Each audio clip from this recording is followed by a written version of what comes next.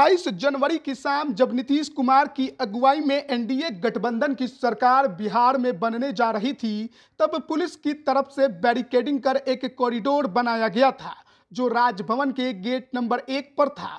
यहीं से सभी की एंट्री हो रही थी। तभी शपथ ग्रहण समारोह के शुरू होने से चंद मिनट पहले एयरपोर्ट की तरफ से गाड़ियों का काफिला आता है। यह भाजपा के राष्ट्रीय अध्यक्ष जेपी नड्डा का था।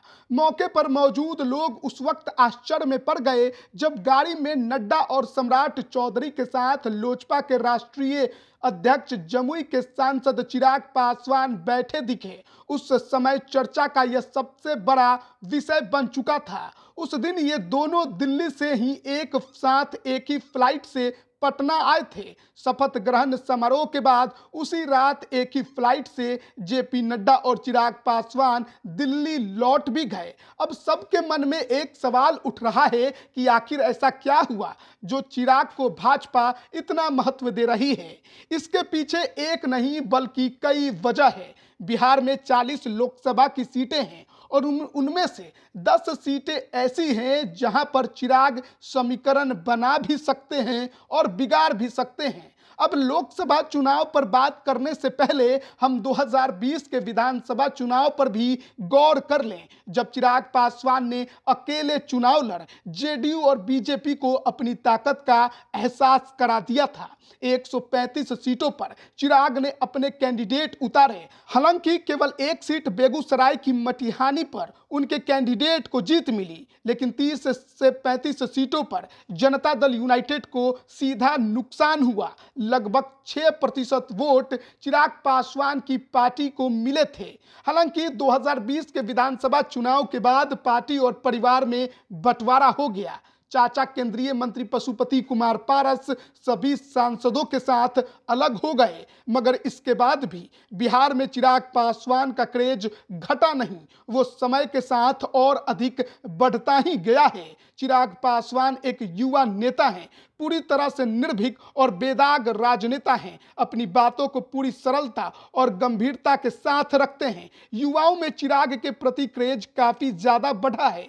बिहार में 6% पासवान वोटर्स हैं। माना जाता है कि ये वोटर्स पूरी तरह से चिराग पासवान के साथ हैं। पिछले साल मोकामा, कुडनी और गोपालगंज में हुए उपचुनाव में चिराग ने एनडीए उम्मीदवार के पक्ष में प्रचार किया तो वोटों में इजाफा भी देखने को मिला। राजनीति के जानकार भी मानते हैं कि चाचा वो केंद्रीय मंत्री पशुपति कुमार पारस की राजनीति अब अपने अंतिम पड़ाव पर है। पासवान वोटर्स भी उनके साथ नहीं है। ऐसे में जाहिर है कि भाजपा चिराग पासवान को ही अधिक तरजीह देगी। बिहार में दलितों की आबादी करीब 19% है। राजनीतिक सूत्र बताते हैं कि अगर चिराग पासवान एनडीए से अलग हुए तो वो एकला चलो की राह को अपना सकते हैं। लोकसभा की सभी 40 सीटों पर अपने उम्मीदवार उतार सकते हैं। बिहार में लोकसभा के सभी क्षेत्रों में 1 से 1.5 लाख कम से कम दलित वोटर्स जरूर हैं। सुरक्षित सीटों की बात करें तो गोपालगंज, हाजीपुर, जमुई, समस्तीपुर, गया और सासाराम की सीट सहित जनरल की कई ऐसी सीटें हैं जहां चिराग पासवान की मौजूदगी भाजपा को नुकसान पहुंचा सकती है। 2019 से ही चिराग की राजनीति नीतीश कुमार के विरोध में है। इसी कारण 2020 में इनके खिलाफ उम्मीदवार भी उतारे। एनडीए में होते हुए जदयू को नुकसान पहुंचाया। अब फिर से नीतीश कुमार की वापसी हो गई है। 28 जनवरी चिराग दिल्ली में भाजपा के राष्ट्रीय अध्यक्ष जेपी नड्डा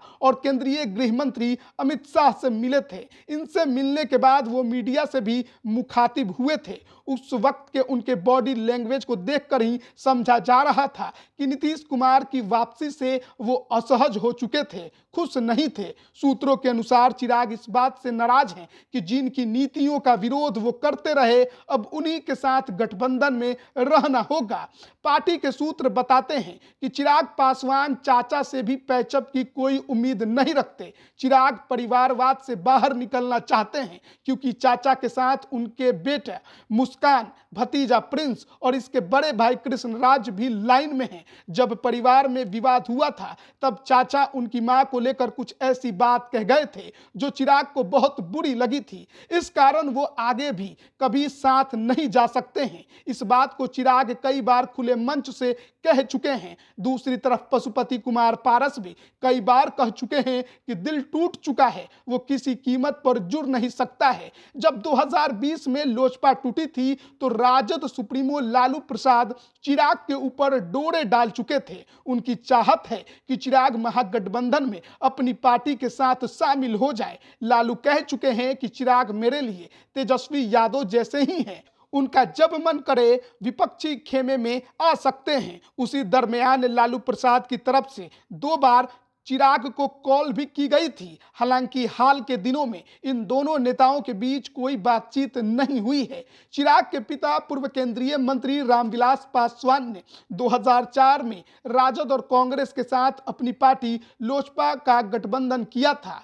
इन तीनों पार्टियों ने मिलकर लोकसभा चुनाव उस वक्त लड़ा था। इसके बाद ही केंद्र में पूर्व प्रधानमंत्री मनमोहन सिंह की अगुवाई में यूपीए 1 की सरकार बनी थी, मगर उस सरकार में रेल मंत्रालय लालू प्रसाद को मिल गया था। इस कारण रामविलास पासवान खफा हो गए थे और फिर 2005 के फरवरी महीने में हुए बिहार विधानसभा चुनाव में एकला चलो का रास्ता उन्होंने अपना लिया था। हालांकि 2010 के विधानसभा चुनाव में चिराग पासवान के पिता रामविलास पासवान ने राजद के साथ गठबंधन करके चुनाव जरूर लड़ा, हालांकि उसका कुछ खास फायदा नहीं हुआ। 2014 से लगातार लोजपा बीजेपी के साथ गठबंधन करके लोकसभा का चुनाव लड़ रही है, लेकिन अब नीतीश कुमार के साथ चिराग की नाराजगी के बीच नीतीश कुमार का एनडीए में वापस आना चिराग पासवान को खटक गया है और इसीलिए बीजेपी चिराग पासवान को ज्यादा तरजीह दे रही है,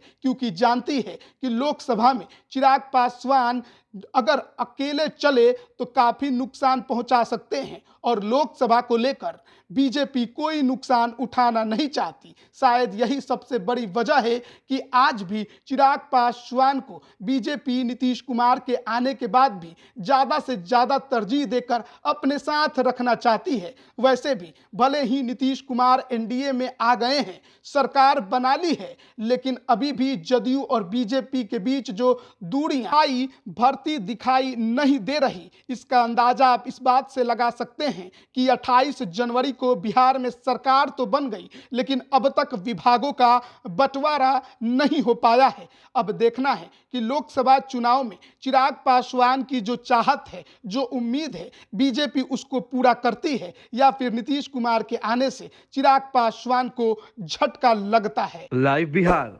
यूट्यूब पर सब्सक्राइब और फेसबुक पर लाइक जरूर करें।